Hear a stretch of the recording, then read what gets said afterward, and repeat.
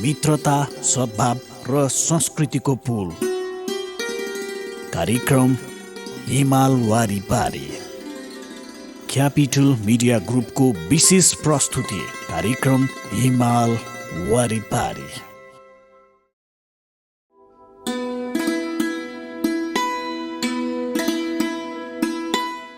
दर्शकवृन्द नमस्कार।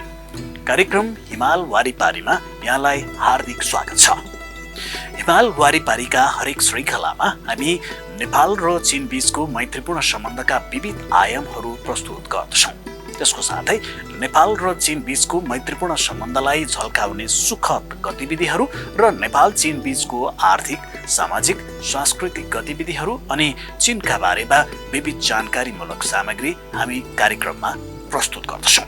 यो कार्यक्रम तपाईले क्यापिटल टिभी एचडी र हाम्रो आधिकारिक युट्युब च्यानलबाट पनि हेर्न सक्नुहुनेछ। दर्शकवृन्द, नेपाल र चीन बीचको सम्बन्ध भौगोलिक रूपमा मात्र होइन, ऐतिहासिक रूपमा पनि अत्यन्तै लामो छ। नेपाल र चीन बीचको सम्बन्ध अविच्छिन्न पारस्परिक रूपमा अगाडि बढिरहेको छ। स्वाभाविक रूपमा चीनले आर्थिक समृद्धिमा गरेका महत्त्वपूर्ण उपलब्धिहरू, चीनका भोगाई र त्यसबाट नेपालले लिन सक्ने लाभहरू प्रचुर मात्रामा रहेका छन्।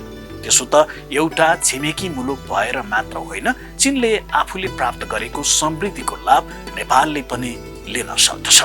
यसको निम्ति चीनले नेपालको आर्थिक समृद्धिमा समेत महत्त्वपूर्ण भूमिका निर्वाह गर्दै आइरहेको छ।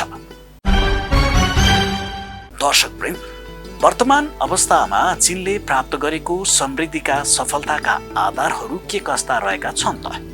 चीनको शासन व्यवस्थाका मूलभूत आधारहरू के कस्ता छन् त? चीनको नेतृत्वका पछिल्लो पुस्ता सी जिनपिङ नेतृत्वमा आएपछि चीनले अंगीकार गरेको मूलभूत सिद्धान्तहरूलाई आम पाठकहरूका बीचमा पस्कने पुस्तक सी जिनपिङ चीनको शासन व्यवस्था खण्ड 2 प्रकाशित भएको छ। चीन अध्ययन केन्द्र र विदेशी भाषा प्रेस कम्पनी लिमिटेडले प्रकाशित गरेको नेपाली भाषामा अनुवादको संस्करणमा चीनका शासन व्यवस्थालाई मात्र उल्लेख गरेको नभई यसले सम्पूर्ण विश्व समुदायको समृद्धिलाई समेत मार्गनिर्देश गर्न सक्ने अपेक्षा गरिएको छ। सी जिनपिङ चीनको शासन व्यवस्था खण्ड 2 मा सी जिनपिङको सन् 2014 देखि सन् 2017 सम्मका 99 वटा मौखिक एवं लिखित दस्तावेज सङ्कलन गरिएको छ। पुस्तकमा चिनिया विशेषताहरू सहितको समाजवाद तथा चिनिया सपना शीर्षकदेखि बेल्ट एन्ड रोड पहल र साझा भविष्यको समुदाय सहित विभिन्न 17 वटा शीर्षकका अन्य उपशीर्षकहरूमा राष्ट्राध्यक्ष सी जिनपिङका मन्तव्यहरूलाई समावेश गरिएको छ। पुस्तकका विशेषताका बारेमा सञ्चारकर्मीहरूलाई जानकारी गराउने हेतुले चीन अध्ययन केन्द्रले राजधानीमा एक कार्यक्रम आयोजना गरेको छ। प्रस्तुत छ एक सामग्री। चीन आफूले प्राप्त गरेको समृद्धिलाई विश्वभरि फैलाउने अभियानमा लागेको चीन विज्ञहरूले बताएका छन्। हालै सार्वजनिक भएको सी जिनपिङ चीनको शासन व्यवस्था खण्ड 2 पुस्तकका बारेमा चीन अध्ययन केन्द्रले आयोजना गरेको सञ्चारकर्मीसँगको अन्तर्क्रिया कार्यक्रममा उहाँहरूले यस्तो बताउनु भएको हो। कार्यक्रममा चीन अध्ययन केन्द्रका कार्यवाहक अध्यक्ष सुन्दरनाथ भट्टराईले चिनिया कम्युनिस्ट पार्टीको सन् 2018 मा सम्पन्न 18औं महाधिवेशनदेखि सी जिनपिङ नेतृत्वमा आएपछि नयाँ युगको चिनिया विशेषता सहितको समाजवादले ठूलो सफलता हासिल गरेको बताउनु भयो। उहाँले भन्नुभयो, चिनिया समाजवादले राष्ट्रिय पुनरुत्थानको चिनिया सपना साकार गर्न र जनताको उच्च स्तरीय जीवनको आवश्यकता पूरा गर्न मार्गदर्शकको रूपमा काम गर्नेछ। कार्यक्रममा नेपाल प्रज्ञा प्रतिष्ठानका कुलपति एवं चीन अध्ययन केन्द्रका कोषाध्यक्ष गंगा प्रसाद उप्रेतीले विश्वमा शान्ति कायम गर्न कुनै पनि मुलुक आफूले मात्र समृद्धि हासिल गरेर नपुग्ने बुझाइमा चीनले राम्रो विश्लेषण गरेको बताउनु भयो। उहाँले चीन आफ्नो समृद्धिसँगै छिमेकी र विश्व समुदायलाई समेत यसको साझेदारी बनाउन जिम्मेवार रहेको बताउनु भयो। विश्वव्यापी रूपमा देखिएका कुनै पनि चुनौतीलाई सहकार्यका माध्यमबाट मात्र समाधान गर्न सकिनेमा चीन सदैव सचेत रहेको उप्रेतीले बताउनु भयो। सी जिनपिङ चीनको शासन व्यवस्था पुस्तकले चीनका शासन व्यवस्थालाई मात्र उल्लेख गरेको नभई यसले सम्पूर्ण विश्व समुदायको समृद्धिलाई समेत मार्गनिर्देश गर्न सक्ने उप्रेतीको धारणा थियो। उप्रेतीले सी जिनपिङ चीनको शासन व्यवस्था खण्ड 2 मा सी जिनपिङको सन् 2014 देखि सन् 2017 सम्मका 79 वटा मौखिक एवं लिखित दस्तावेज सङ्कलन गरिएको बताउनुभयो। उहाँले भन्नुभयो, चिनिया कम्युनिस्ट पार्टीको 19औं महाधिवेशनले अङ्गीकार गरेको सी जिनपिङ विचारधाराको नयाँ युगको विशेषता सहितको समाजवादको प्रारूप आङ्कलन गर्न पुस्तकले पाठकलाई आधिकारिक अवसर प्राप्त हुनेछ। कार्यक्रममा चीन अध्ययन केन्द्रका सचिव प्रकाश बाबु पौडेलले चीनले प्राप्त गरेको समृद्धिको लाभ असल छिमेकीको नाताले नेपालले पनि लिन सक्ने बताउनुभयो। दर्शकवृन्द, हिमाल वारिपारीका हरेक श्रृङ्खलामा हामी नेपाल र चीन बीचको मैत्रीपूर्ण सम्बन्धलाई अझै उचाइमा पुर्याउने हेतुले तयार पारिएका विविध गतिविधिहरू प्रस्तुत गर्दै आइरहेका छौँ। धेरैलाई चीनका बारेमा जान्ने उत्सुकता हुन सक्दछ। चीनका विशेषताहरू के कस्ता रहेका छन् त? अब हामी प्रस्तुत गर्दैछौँ चीनका बारेमा एउटा सन्दर्भ सामग्री। चिनिया कम्युनिस्ट पार्टी। चिनिया कम्युनिस्ट पार्टी चिनिया मजदुर वर्गको अग्रज दल हो। साथै त्यो चिनिया जनता र चिनिया जातिको पथ प्रदर्शक दल पनि हो। त्यो चिनिया विशेषतायुक्त समाजवादी व्यवस्था स्थापनाको दिशामा गरिने कार्यको नेतृत्वदायी अङ्ग हो। त्यसले चीनको उन्नतशील उत्पादन शक्तिको विकासको आवश्यकता, चीनको अग्रगामी सांस्कृतिक दिशा र आम चिनिया जनताको मौलिक हितको प्रतिनिधित्व गर्दछ। चिनिया कम्युनिस्ट पार्टीको सर्वोच्च आदर्श र अन्तिम लक्ष्य साम्यवादी व्यवस्था स्थापनाको उद्देश्यलाई साकार तुल्याउनु हो। पार्टीको विधानमा तोकिए अनुसार चिनिया कम्युनिस्ट पार्टीले मार्क्सवाद, लेनिनवाद, माओ त्सोतोङ विचारधारा, तङ स्याओफिङको सिद्धान्त, 3वटा प्रतिनिधित्वको महत्त्वपूर्ण विचार र विकासको वैज्ञानिक अवधारणालाई आफ्नो कार्यनिर्देशका रूपमा लिएको छ। सन् 1921 को जुलाईमा चिनिया कम्युनिस्ट पार्टीको स्थापना भयो।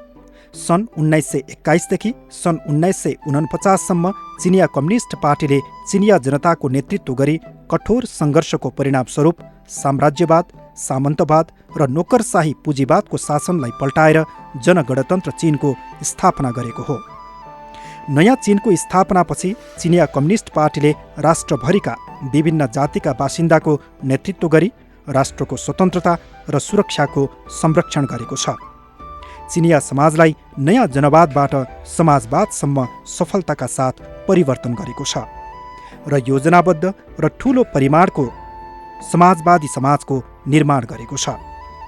यसको फलस्वरूप चीनको आर्थिक तथा सांस्कृतिक विकास कार्यले इतिहासमा कहिल्यै नभएको अनुपम सफलता पाएको छ।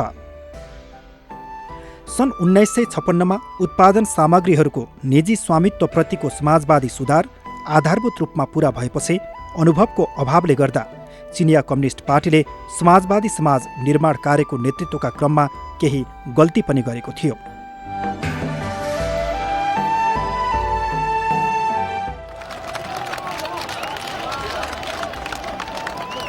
सन् 1966 देखि 1976 सम्म महान सांस्कृतिक क्रान्तिका कारण चिनिया समाजले दीर्घकालीन गम्भीर भूलको शिकार हुनु परेको थियो। सन् 1976 को अक्टोबरमा महान सांस्कृतिक क्रान्ति समाप्त भयो र चीन नयाँ ऐतिहासिक विकासको अवधिमा प्रवेश गर्यो। सन् 1978 को अन्त्यतिर आयोजित चिनिया कम्युनिस्ट पार्टीको 11औं केन्द्रीय समितिको तेस्रो पूर्ण बैठकले चिनिया समाजलाई नयाँ चीनको स्थापनादेखि यताको महत्त्वपूर्ण र गम्भीर अर्थ रहेको महान मोडमा पुर्यायो। सन् 1979 देखि चिनिया कम्युनिस्ट पार्टीले श्री तङ स्याओफिङबाट प्रस्तावित सुधार र खुल्लापनको नीति लागू गर्न थालेको थियो। सुधार र खुल्लापनको नीति लागू भएदेखि यता चीनको राष्ट्रिय अर्थतन्त्र र सामाजिक विकासले पनि संसारको ध्यान आकर्षित गर्ने खालको उपलब्धि हासिल गरेको छ र चीनको मुहारमा पनि आकाश पातालको परिवर्तन देखा परेको छ।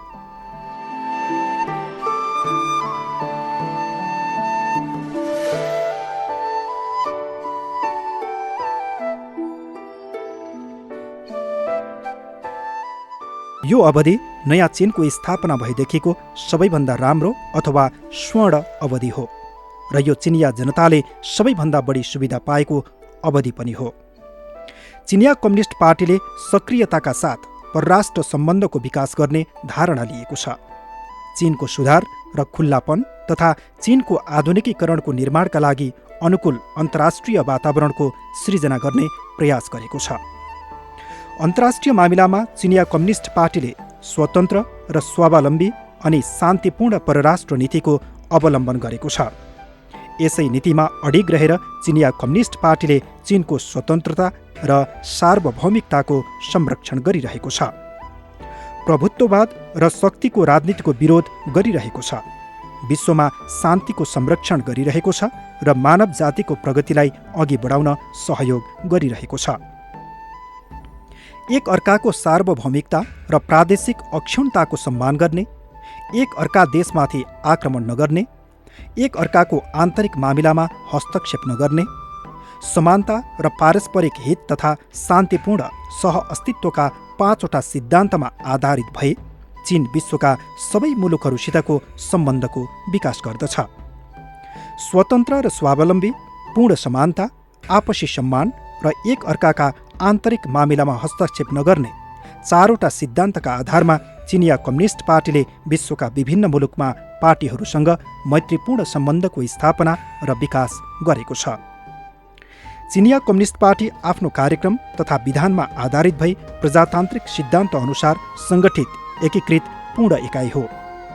चिनिया कम्युनिस्ट पार्टीको विधानमा तोकिए अनुसार 18 वर्ष उमेर पुगेका चिनिया मजदुर, किसान, सैनिक, बुद्धिजीवी तथा अन्य सामाजिक क्षेत्रका अग्रसर व्यक्तित्व पार्टीको कार्यक्रम र विधानलाई मान्यता दिने, पार्टीको एक निकायमा भाग लिने र त्यस निकायमा सक्रियताका साथ काम गर्ने इच्छा लिने र पार्टीको निर्णय लागू गर्ने तथा समयमै मासिक शुल्क तिर्ने शर्तमा चिनिया कम्युनिस्ट पार्टीमा सदस्यताका लागि दरखास्त गर्न सक्छन्।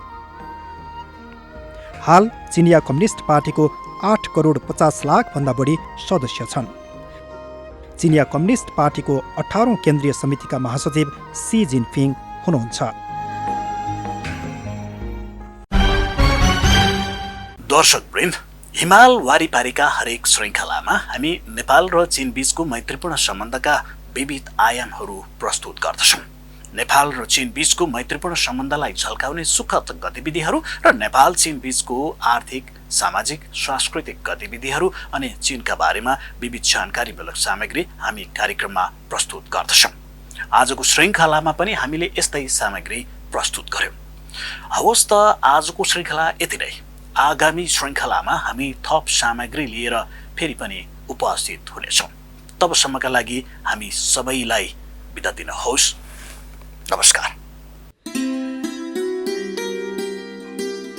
मित्रता, सद्भाव र संस्कृतिको पुल कार्यक्रम हिमाल वारिपारी क्यापिटल मिडिया ग्रुपको विशेष प्रस्तुति कार्यक्रम हिमाल वारिपारी।